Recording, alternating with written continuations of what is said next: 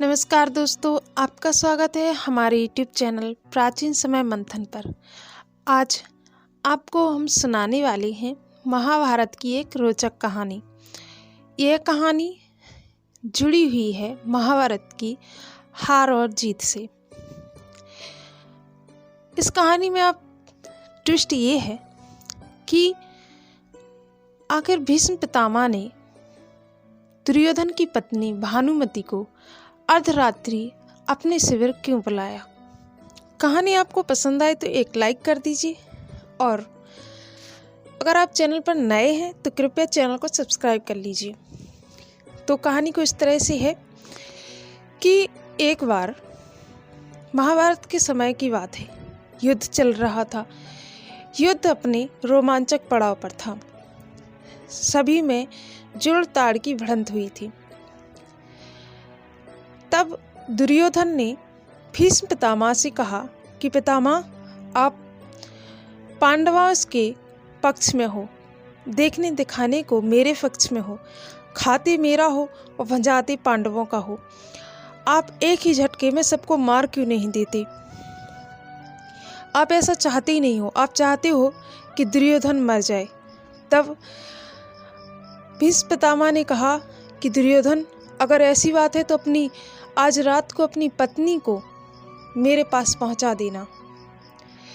जब मैं अपनी संध्या वंदन के बाद उठूं सेवा से, उस समय मैं तुम्हारी पत्नी को आशीर्वाद दे दूंगा और वह तुम अमर हो जाओगे, तुम्हें कोई नहीं मार पाएगा। दुर्योधन ने कहा ठीक है।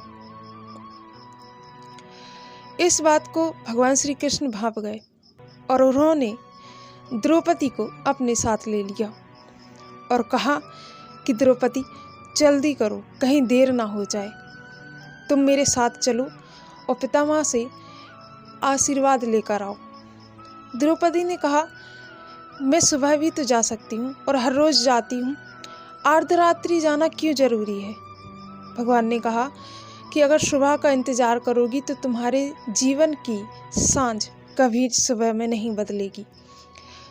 द्रौपदी को अपने साथ जल्दी जल्दी लेवा कर आए और कहा, अपना घूंघट डाल लो और किसी को मत बताना कि तुम किसके साथ आई हो और कौन हो और क्यों आई हो।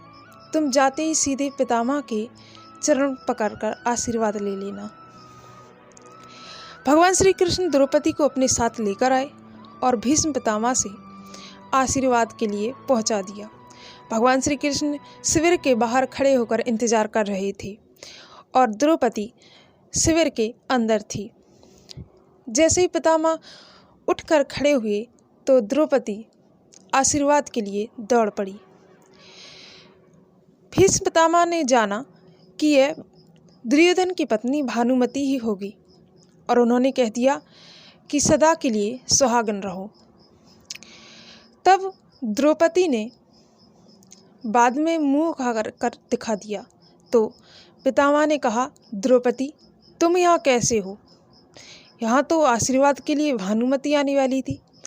तब द्रौपदी ने कहा, क्यों पितामह, क्या आपके आशीर्वाद पर मेरा अधिकार नहीं है? पितामह ने कहा, ऐसी बात नहीं है। तुम किसके साथ आई हो और तुम्हें ये सब किसने बताया, और तुम यहाँ इतनी रात को आई कैसे हो? तब द्रौपदी ने कहा कि मैं अपने एक भाई के साथ आई हूँ। भीष्म पितामह ने कहा, भाई? किस भाई के साथ आई हो? तब द्रौपदी ने कहा कि मेरा एक भाई है, गोपाल भैया, मैं उसके साथ आई हूँ। द्रौपदी पितामह भीष्म को बाहर लेवा कर ले गई। भगवान ने कहा, इसने तो गड़बड़ कर दी, मैंने कहा था कि बताना नहीं। तब पितामह भीष्म ने कहा कि गोपाल भैया, जरा अपनी चेहरा तो दिखाओ। भगवान सामने को आए तो उनकी पागदंडी भी गिर गई। इतने में चंद्रमा की चांदनी भी छिटक गई और भगवान चमकने लगे। तब पितामह भीष्म ने कहा कि मैंने इसको आशीर्वाद तो दिया है, लेकिन द्रौपदी, तुम्हारे 5 पतियों की रक्षा मेरा आशीर्वाद नहीं, मैं इन्हीं को सौंपता हूँ। ये तुम्हारे 5 पतियों की रक्षा करेंगे और मैं देखता हूँ कि ये कैसे करते हैं, क्योंकि अब तुम्हारे 5 पति मेरी तीर की नोक पर रहेंगे और तुम्हारे जो आशीर्वाद मैंने तुम्हें दिया है उसका वचन, उसका रक्षा ये तुम्हारे गोपाल भैया करेंगे। कहानी आपको पसंद आई हो तो वीडियो को लाइक कीजिए, चैनल को सब्सक्राइब कर लीजिए।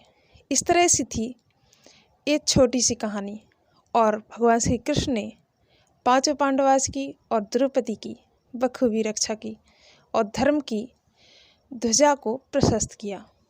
जय श्री कृष्ण, जय श्री राधे।